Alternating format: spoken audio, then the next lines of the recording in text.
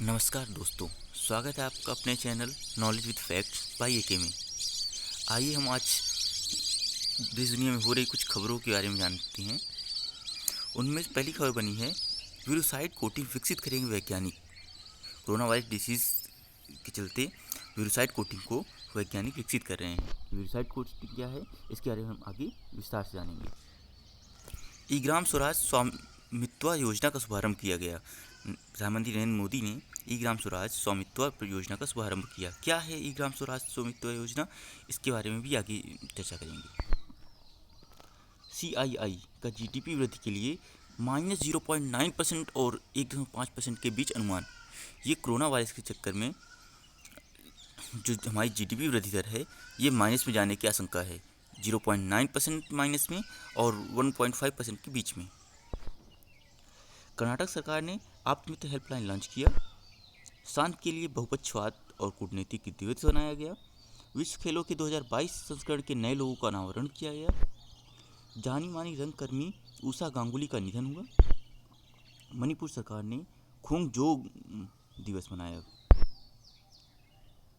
मिजोरम ने mobile app कोविड-19 launch किया। Jammu and Kashmir के 3 राष्ट्रीय पुरस्कार मिले। विश्व बैंक ने HPSRTP के लिए 585 करोड़ रुपए मंजूर किए। HP क्या है, Himachal Pradesh state road transfer project में निवेश किया है। 3 स्तरीय रणनीति अपनाएगी हिमाचल सरकार।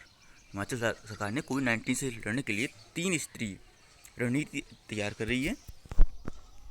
विश्व प्रतिरक्षण सप्ताह इस वर्ष बनाया गया। अभी जानेंगे कब से कब तक चला ये। एक भारतीय अमेरिकी एनजीओ ने $1 बिलियन जुटाए। राजनाथ सिंह ने किया MVRDL का उद्घाटन।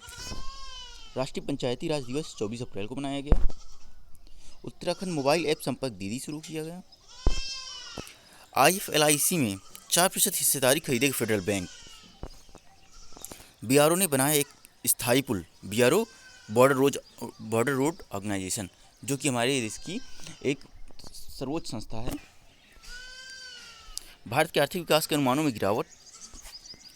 वर्ष 2020 का अबुबाची मेला रद्द कर दिया गया। कुछ भी रद्द हो रहा है, इसका सिर्फ एक ही कारण है, कोरोना वायरस। IIT दिल्ली द्वारा विकसित ऐप किया गया। नैनो यांत्रिक गुणों की खोज के लिए उपकरण बनाए गए। International advance research centre for powder metallurgy and new materials ने नैनो यांत्रिक गुणों की खोज के लिए उपकरण बनाए। फेलुदा के नाम पर कोरोना वायरस परीक्षण किट तैयार किया गया। अभिनेत्री शर्ली नाइट का निधन हो गया। चीन ने WHO को 30 मिलियन अमेरिकी डॉलर अनुदान की घोषणा की। आइए इन खबरों को विस्तार से जानने के लिए वीडियो को लाइक और सब्सक्राइब करें और हमारे साथ जुड़े रहें वीडियो के अंत तक। वीरोसाइड कोटिंग विकसित करेंगे वैज्ञानिक। वीरोसाइड कोटिंग क्या है? रीजनल सेंटर फॉर बायोटेक्नोलॉजी के शोधकर्ताओं की एक टीम ने कोविड-19 फैलाव की रोकने के लिए इंजीनियर वीरोसाइड कोटिंग का अध्ययन शुरू किया। टीम का नेतृत्व डॉक्टर अविनाश बजाज कर रहे थे।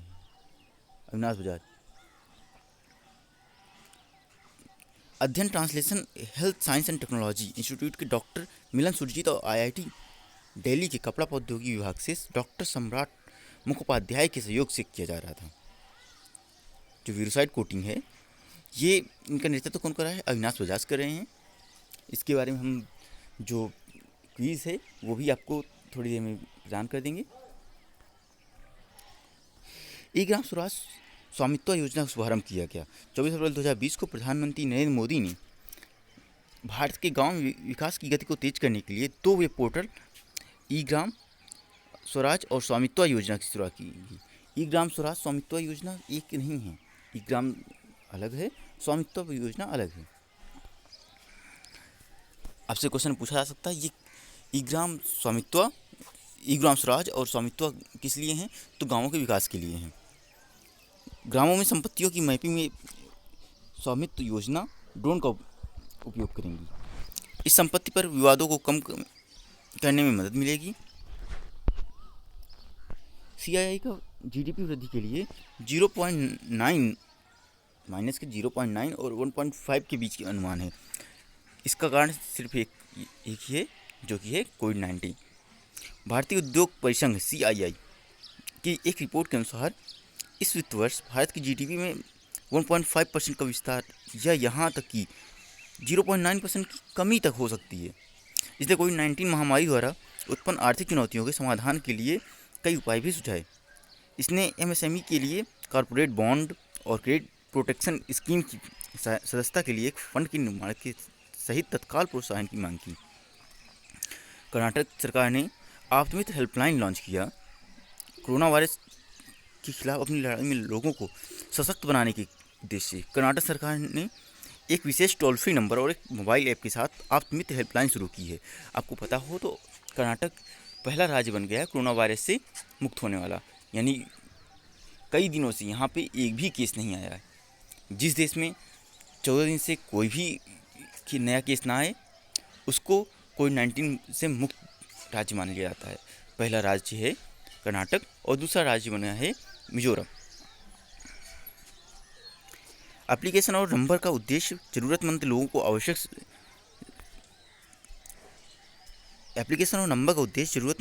आवश्यक चिकित्सा सलाह और मार्गदर्शन प्रदान करना है। आपत्तिमित्र हेल्पलाइन सुबह 8 बजे से रात 8 बजे तक काम करेगा, यानी कि 12 घंटे की रहेगी। सुबह 8 बजे स्टार्ट हो जाएगी और रात को 8 बजे तक काम करेगा। इसमें जो हेल्पलाइन सेंटर कहाँ कहाँ हैं? बेंगलुरु, मैसूर और मंगलौर में। बेंगलुरु आपका कर्नाटक में है, मैसूर भी आपका कर्नाटक में है, मंगलौर भी आपका कर्नाटक में। शांति के लिए बहुपक्षवाद और कूटनीतिक दिवस मनाया गया। 24 अप्रैल 2020 को शांति के लिए बहुपक्षवाद और कूटनीतिक दिवस मनाया गया। ये एक अंतर्राष्ट्रीय दिवस है। 22 दिसंबर 2018 को संयुक्त राष्ट्र महासभा द्वारा एक प्रस्ताव के माध्यम से आधिकारिक तौर पर इस दिन को मंजूरी दी गई थी। इस दिन का उद्देश्य शैक्षिक और सार्वजनिक जागरूकता बढ़ाने वाली गतिविधियों के माध्यम से शांति के लिए बहुपक्षवाद और कूटनीति के लाभों का प्रसार करना है। विश्व खेलों के 2022 संस्करण के नए लोगों का अनावरण किया गया। अल्बामा के बर्मिंघम में, आपको पता है 2022 का जो विश्व खेल हैं वो आपका बर्मिंघम जो कि इंग्लैंड में पड़ता है वहाँ होने वाले हैं। तो अल्बामा के बर्मिंघम में होने वाले विश्व खेलों में ने एक नए लोगो और एक नए शीर्षक का अनावरण किया। कोरोना वायरस के प्रकोप के कारण कार्यक्रम में देरी हुई है। 7-17 जुलाई 2022 के लिए खेलों की तारीख में परिवर्तन की घोषणा के साथ आयोजकों ने फैसला किया कि अंतर्राष्ट्रीय खेल कार्यक्रम आधिकारिक तौर पर द वर्ल्ड गेम्स 2022 बन जाएगा। क्या नाम रखेंगे इसका? द वर्ल्ड गेम्स 2022, ये इसका पूरा नाम रहेगा। जानी मानी रंगकर्मी उषा गांगुली का निधन हो गया। प्रसिद्ध दक्षिण एशियाई रंगकर्मी के संस्थापक हैं ये। दिग्गज निर्देशक को उनकी गैर अनुरूपता वाली प्रस्तुतियों के लिए जाना जाता है। उन्हें कोलकाता में हिंदी नाटकों के विकास का श्रेय दिया जाता है। 1976 में उन्होंने रंगकर्मी समूह की स्थापना की, यानी अपने नाम से ही एक समूह की स्थापना की, जो कि महाभोज, रुदाली, कोर्ट मार्शल और अंतर यात्रा जैसी बोल्ड प्रस्तुतियों पर काम करते हैं। यानी कि ये महिलाओं को सशक्त बनाने में इनका प्रमुख योगदान है। मणिपुर सरकार ने खोंगजोंग दिवस मनाया। राज्य सरकार ने 23 अप्रैल 2020 को खोंगजोंग एक मेमोरियल कॉम्प्लेक्स थौबल में खोंगजोंग दिवस मनाया गया। यह दिन 1891 में एंग्लो मणिपुरी युद्ध में बहादुरी से लड़े लोगों को याद करता है। यह स्थल थौबल जिले के इम्फाल से लगभग 35 किलोमीटर दक्षिण में है, जहां मणिपुरी और अंग्रेजों के बीच लड़ाई हुई थी। एक मोबाइल ऐप कोविड-19 लॉन्च किया गया, जो कि मिजोरम सरकार द्वारा किया गया। मिजोरम में सूचना और संचार प्रसारण मंत्री ने एक मोबाइल ऐप लॉन्च किया। एप्लीकेशन कोविड-19 महामारी की लॉकडाउन अवधि के दौरान आसान और सुरक्षित परिवहन सुनिश्चित करने के लिए ट्रक ड्राइवरों और राज्य के बेहतर के लिए बाहर से आवश्यक सामान ले जाने वाले अप्रेंटिस के लिए। मोबाइल ऐप कोविड-19 ड्राइवरों और अप्रेंटिस के लिए ऑनलाइन पास के रूप में कार्य करेगा। जम्मू और कश्मीर को 3 पुरस्कार मिले हैं। जम्मू और कश्मीर ने यूटी ने अलग अलग श्रेणियों के तहत 3 राष्ट्रीय पुरस्कार प्राप्त किए हैं। यह पुरस्कार 3 अलग अलग श्रेणी नानाजी देशमुख गौरव ग्राम सभा पुरस्कार, ग्राम पंचायत विकास योजना पुरस्कार, भारत सरकार की पंचायती राज मंत्रालय के बाल सुलभ ग्राम पंचायत पुरस्कार के तहत दिए गए। पुरस्कारों का उद्देश्य ग्राम सभाओं की एक संस्था को मजबूत करना है। अब आते हैं विश्व बैंक ने HPSRTC के लिए वर्ल्ड बैंक ने HPSRTP के लिए 585 करोड़ रुपए मंजूर किए। विश्व बैंक ने हिमाचल प्रदेश राज्य सड़क परिवर्तन परियोजना के लिए 585 करोड़ रुपए मंजूर किए हैं। परियोजना के तहत बरोटीवाला बद्दी साई रामशेखर का 45 किलोमीटर, दादोल लदलौर रोड का 14.5 किलोमीटर, मंडी रिवॉल्वर कलवर का 28 किलोमीटर, एक रघुनाथ मंडी हरपुरा भरारी सड़क निर्माण कार्य एक एक करके होगा। यानी कि आपको ये सब जानने की ज़रूरत नहीं है, सिर्फ आप ये समझ लो कि हिमाचल प्रदेश राज्य को 585 करोड़ की आर्थिक मदद दे रहा है वर्ल्ड बैंक एक सड़क बनाने के लिए। 3 स्तरीय रणनीति अपनाएगी हिमाचल प्रदेश। कोविड-19 महामारी से लड़ने के लिए प्रभावी ढंग से निपटने के लिए हिमाचल प्रदेश सरकार ने राज्य में 3 स्तरीय रणनीति अपना रही है। इसके लिए राज्य सरकार ने विभिन्न लक्षणों वाले कोविड रोगियों के उपचार के लिए 3 प्रकार के संस्थानों की पहचान करते हुए परीक्षण क्षमता बढ़ाने का निर्णय लिया है। इस पर्सनों मुख्य लोगों को कोविड-19 केयर सेंटर में रखा जाएगा। अब अगली खबर बनती है विश्व प्रतिरक्षण सप्ताह 2020। विश्व प्रतिरक्षण सप्ताह WHO द्वारा शुरू किया गया वार्षिक विश्व प्रतिरक्षण सप्ताह है। अप्रैल के अंतिम सप्ताह अर्थात 24 से 30 अप्रैल में मनाया जा रहा है। यह दुनिया भर में लगभग 20 मिलियन बच्चों को टीकाकरण करने में मदद करने के लिए प्रतिवर्ष मनाया जाता है, जो टीकाकरण से पूरी तरह से आंशिक रूप से वंचित हैं। वर्ष 2020 की theme vaccine work for all है। इस कोविड-19 महामारी के चलते WHO ने एक विश्व प्रतिरक्षण सप्ताह मनाया। एक भारतीय अमेरिकी एनजीओ ने $1 मिलियन जो है, एक भारतीय अमेरिकी एनजीओ ने कोरोना वायरस महामारी के बीच भारत और अमेरिका में भूख से लड़ने के लिए $1 मिलियन इकट्ठा किए हैं। इससे अमेरिका में लोगों के लिए अमेरिका और भारत में इतने राशन कार्ड किट किए कि 7 से 10 दिनों तक चलेगी। सैन्य जोश कैलिफोर्निया में एक स्वयंसेवक समूह द्वारा $5,000 के अंतिम दान के बाद अभियान निधि 1 मिलियन तक पहुंची। राजनाथ सिंह ने किया MVRDL का उद्घाटन। रक्षा मंत्री राजनाथ सिंह ने 23 अप्रैल 2020 को वीडियो कॉन्फ्रेंस के माध्यम से कोविड-19 नमूनों का परीक्षण करने के लिए एक mobile virology research and diagnostics प्रयोगशाला का उद्घाटन किया। इसे DRDO द्वारा ESIC हॉस्पिटल हैदराबाद और निजी उद्योग के सहयोग से विकसित किया गया है। मोबाइल वायरल रिसर्च प्रयोगशाला एक BSL-3 लैब और BSL-2 लैब का संयोजन है। राष्ट्रीय पंचायती राज दिवस 24 अप्रैल को मनाया गया। प्रधानमंत्री नरेंद्र मोदी राष्ट्रीय पंचायती राज दिवस को चिन्हित करने के लिए देश भर में ग्राम पंचायतों को संबोधित करेंगे। वह इस अवसर पर एक एकीकृत ग्राम राज पोर्टल और मोबाइल ऐप लॉन्च करेंगे। संविधान के 73वें संशोधन 1992 के माध्यम से पंचायती राज 24 अप्रैल 1993 को लागू हुआ था। इसी कारण 24 अप्रैल को पंचायती राज दिवस मनाया जाता है। उत्तराखंड में मोबाइल ऐप संपर्क दीदी शुरू किया गया। उत्तराखंड शिक्षा विभाग ने संपर्क दीदी नामक एक नया मोबाइल एप्लीकेशन शुरू किया गया। यह एक उन बच्चों के लिए समर्पित किया गया है जो स्कूल इस टाइम नहीं जा पा रहे हैं, उनके लिए ऑनलाइन पाठ्यक्रम की शुरुआत की गई है। ये सुनिश्चित करेगा कोविड-19 लॉकडाउन के दौरान छात्रों की शिक्षा में बाधा ना आए। संपर्क दीदी के माध्यम से छात्र महामारी के दौरान अपने घरों से ही एनिमेटेड व्याख्यान का उपयोग कर सकते हैं। IFLIC में 4% हिस्सेदारी खरीदिएगा फेडरल बैंक। फेडरल बैंक के निदेशक मंडल ने IDBI बैंक की IDBI federal life insurance company limited IFLIC की इक्विटी पूंजी में 4% तक की अतिरिक्त हिस्सेदारी हासिल करने के लिए सैद्धांतिक रूप से मंजूरी दे दी। फेडरल बैंक के पास वर्तमान में बीमा कंपनी में 26% हिस्सेदारी है। यह कदम IDBI बैंक की जीवन बीमा कंपनी में 23 से 27% के बीच बेचने की योजना के अनुसार है। IDBI बैंक की कंपनी में 48% हिस्सेदारी है। BRO ने बनाया एक स्थायी पुल। सीमा सड़क संगठन BRO ने रावी नदी पर एक नया स्थायी पुल का निर्माण और शुरुआत की है, जो पंजाब में कासोवाल एन्क्लेव को देश के बाकी हिस्सों से जोड़ता है। स्थायी पुल अपने समय से पहले पूरा हो गया। लगभग 35 वर्ग किलोमीटर का एन्क्लेव अब तक का सीमित भार क्षमता के एक पीपे के पुल के माध्यम से जुड़ा हुआ था। भारत के आर्थिक विकास के अनुमानों में गिरावट आई।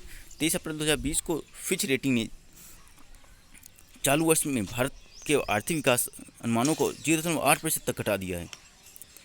अपने वैश्विक आर्थिक आउटलुक में फिच रेटिंग ने कहा कि भारत का GDP वृद्धि पिछले वित्त वर्षों में अनुमानित 4.9% के मुकाबले अप्रैल 2020 से मार्च 2021 के लिए 0.8% तक घट जाएगी। हालांकि विकास 2021 से 22 में 6.7% होने की उम्मीद है। तो यानी कि हमें परेशान होने की ज़रूरत नहीं है। इस साल कम होगी, लेकिन हम उसके अगले साल बहुत तेज़ी से ग्रोथ करेंगे। वर्ष 2020 का अम्बुबाची मेला रद्द कर दिया गया। असम में अम्बुबाची मेला कोविड-19 महामारी के कारण वर्ष 2020 के लिए रद्द कर दिया गया। गुवाहाटी के कामाख्या मंदिर में हर साल आयोजित होने वाले अम्बुबाची मेले को इस क्षेत्र और राज्य में सबसे बड़ा धार्मिक आयोजन माना जाता है और लाखों भक्त और आगंतुक इस अवसर पर इकट्ठा होते हैं। कामाख्या मंदिर की देवी शक्ति की 52 शक्तिपीठों में से एक माना जाता है। ये किस राज्य में है? असम। IIT दिल्ली द्वारा एक एप्लीकेशन विकसित किया गया है। IIT दिल्ली के शोधकर्ताओं ने एक ऐप विकसित किया है जो लोगों को पास में एक कोरोना वायरस रोकथाम क्षेत्र के बारे में चेतावनी देता है और उन्हें ये जांचने में मदद करता है कि क्या महामारी के बारे में एक समाचार वास्तविक है या नकली है। तो ये IIT दिल्ली वालों के लिए बहुत बड़ा अचीवमेंट है, जो एक फेक न्यूज़ में कंट्रोल करने के लिए बनाया गया है। वास्करो ऐप को प्रोफेसर पोन्नुरंगम कुमार गुरु और Indraprastha institute of information technology IIT Delhi के डॉक्टर तरवितेश शेट्टी ने 5 छात्रों के साथ मिलकर विकसित किया।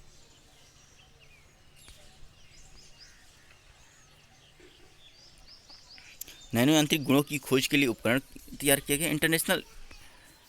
International advance research centre for powder metallurgy and new materials यानी कि ARCI और nano mechanics inc oak ridge America के वैज्ञानिकों के साथ मिलकर संयुक्त रूप से एक उन्नत उपकरण विकसित किया है।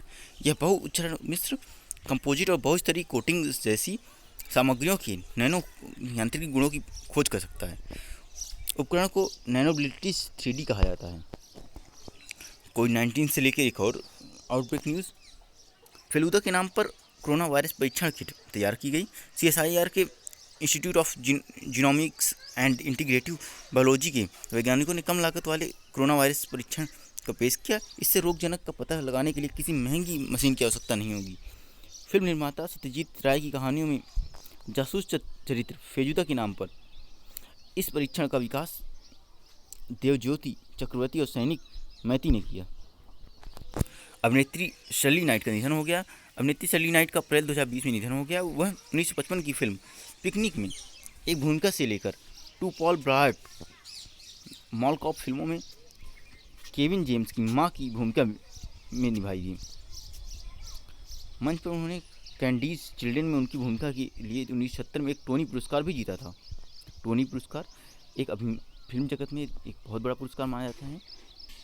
टीवी पर एक वह क्लासिक शुरुआती टीवी श्रृंखला राइट मेवेरिक, द आउटर लिमिट्स आदि में दिखाई दी। चीन ने WHO को $30 मिलियन अनुदान देने की घोषणा की। चीन ने WHO की अतिरिक्त $30 मिलियन अनुदान देने की घोषणा की है। चीनी विदेश मंत्रालय के प्रवक्ता गेंग शुआंग ने बीजिंग में एक मीडिया कॉन्फ्रेंस की घोषणा की। यह अनुदान WHO को चीन द्वारा दिए गए $20 मिलियन के पहले अनुदान से अतिरिक्त अनुदान होगा। अमेरिकी राष्ट्रपति डोनाल्ड ट्रंप ने कोविड-19 संकट से निपटने के लिए WHO दिए जाने वाले राशि को रोकने का फैसला कर लिया है। सो गाइस, अगर आपको पसंद आया हो ये वीडियो तो लाइक और सब्सक्राइब करना भूलें। Thank you.